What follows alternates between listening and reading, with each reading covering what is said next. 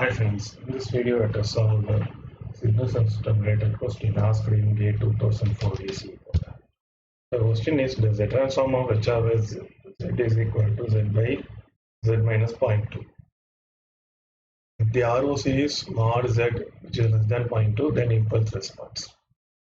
What they are given H of Z, that is given by Z by Z minus 2, where ROC is less than 0.2. What they ask is impulse response, H of n. So what is the relationship between impulse response and H of Z? H of n is inverse of H of Z. So you see this is left, ROC is inside the circle, so it is left hand sequence, left hand side sequence, right?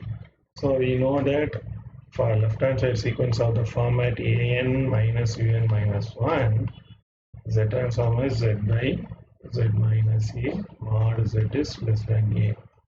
What they have given here, Z by Z minus 0.2 mod Z is less than 0.2. So inverse Z is minus 0.2 n u of minus n minus 1. So this is the answer. So minus 0.2 power n u of minus n minus 1. Option D is the right answer. Thank you.